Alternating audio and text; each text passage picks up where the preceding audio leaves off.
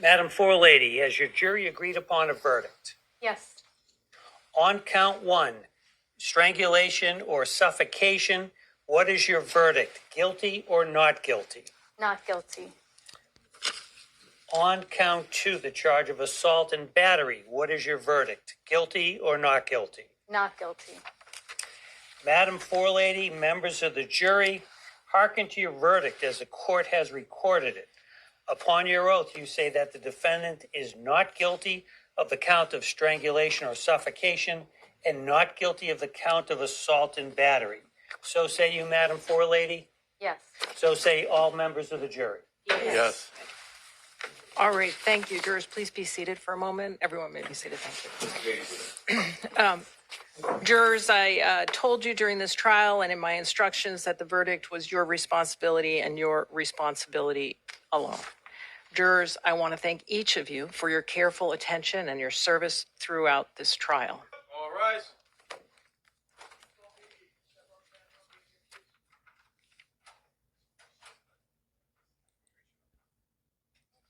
Okay, everybody hit that thumbs up. So congratulations to Stefon Diggs for beating the case.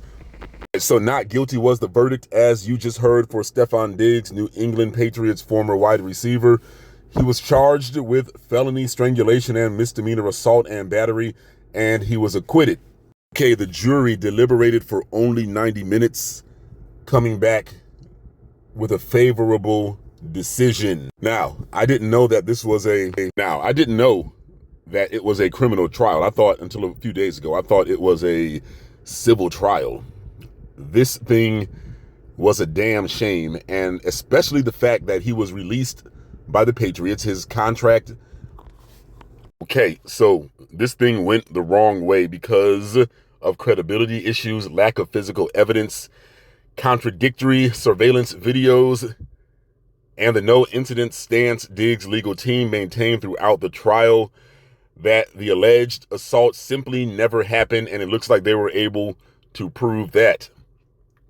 So the credibility issue, the defense focused on potential financial motives, questioning Adams about a $5.5 million demand by her team shortly before the trial, which she could not account for. Let that sink in. She wanted money. Not to punish somebody for wronging her, but she wanted money, okay? Lack of physical evidence. The defense highlighted the absence of injuries, very important, medical records, or photographs supporting the alleged assault. The contradicting surveillance videos.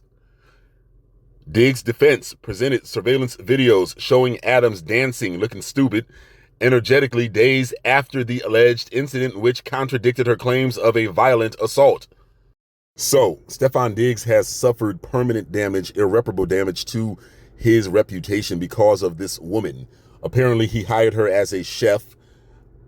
They had an intimate relationship, and I don't know if she was a real chef or just somebody that was off of the block, off of the streets. Apparently, he met her reportedly on Instagram. I don't know if that was the case or not, but what is the case is somebody was in his circle that was very dangerous and did something to hurt him. Okay, this guy, his career took a big hit. I think he's going to get picked up by somebody. He'll have a newer contract, presumably of lesser money. It'll take him a while to get back up to that level of what he was at. I think he had a $63 million contract. This raises bigger concerns, okay? Why are players being let go or released over allegations? That is not justice. And the NFL Players Association, which is weak and I have no faith in them, but they need to get that nonsense under control. Like I said before, you're going to see a slew of these types of cases of women or men. You know, it could be a situation where you're in a bar fight or something and somebody assaults you, and then they go and they file charges against you because you're a player and you lose your contract. Or it could be a situation like this. It could be a sinister woman with bad intentions, with evil intentions, allegedly, apparently, and she could do something to torpedo your career, and before you even win in court, you get fired. You get terminated and your contract gets voided. Now, speaking of her, she should be charged with making false statements, with filing a false report, But we all know that that will be very unlikely to happen. Will there be civil charges? I wouldn't put it past her, but with this loss in the criminal case, that's going to be difficult for her. The burden of proof is less for her, but also less for him in a civil case, and I think he would prevail in that as well. If I were him, I would sue her. Even though she doesn't have any money, I would sue her for all of the wages that I paid her, for my attorney fees, and I would put her in debt to me forever. Now, this clears the way for him to come back to the NFL, but he still might face discipline from the league. And we all know that Roger Goodell, the nonsense that the NFL's front office be on, for some reason, they don't punish the owners. It's just the players. Go figure. We know why that is. But it's the players' fault. They need to get a hold on their league. They suffer paralyzation and death when they play, and they're treated like this. If you have something off of the field happen, things happen. That has to be part of football. An arrest or an allegation without a conviction or a judgment are not grounds to fire somebody from their job, because this gives the power to random scum like this woman to come in, make problems, and then cost somebody their career and their money. More importantly, their family and their kids. This political correctness and this nonsense that the league is being governed by is a damn shame. I'm not going to get on the make better choices in women thing. I'm not going to blame him. Things can happen. We can all get torpedoed. We can all get stabbed in the back by somebody that we thought was cool. Now, these circumstances, you had your chef living in, you were having relations with that chef. Yes, that can only end badly. Okay, I agree with that part that people are out here saying. But watch what I tell you. From sports media, this is going to turn into, you got to make better choices. No, this is an evil woman that did something evil. That's got to be called out as well. What, I ask, will protect the players from this type of thing? Whether it's a woman that you're dealing with intimately, whether it's an employee, whether it's some knucklehead at the bar that throws a beer bottle at you, what can stop you or stop a player from being punished for something that they really didn't have any control over? We all had a relationship, whether business or romantic or otherwise, go wrong. So sports media is going to find a way to demonize this athlete because of this situation, when in reality, that woman, who I'm questioning her background, where is she from, up there in that Boston area, very, very possible that she is not of FBA lineage. I don't know, but this is just a very tough situation for Diggs, but he prevailed. And hey, now you know.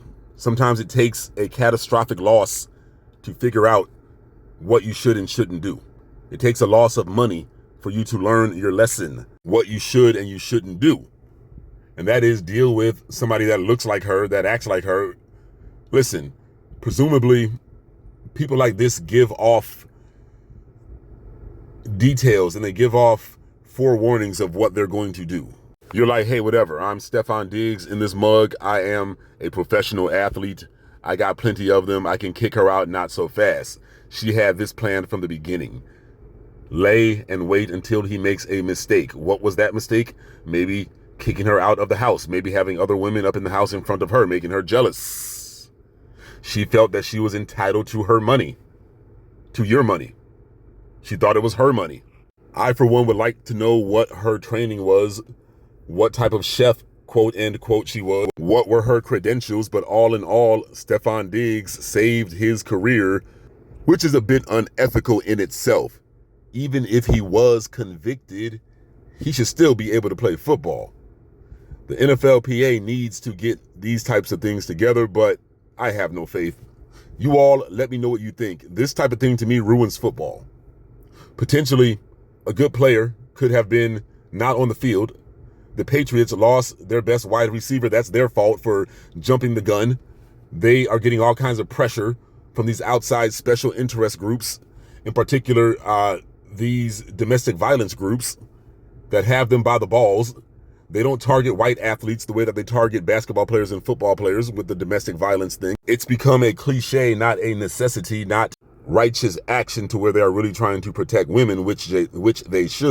They are now controlling the league to the point where they have the NFL by the balls, and any slightest scintilla of any type of a domestic dispute. They are using for grounds to take somebody's contract, but that's the fault of the players' union and the players for being weak. And will it stop? I have no faith in the NFL or their players' union or the players, to be honest.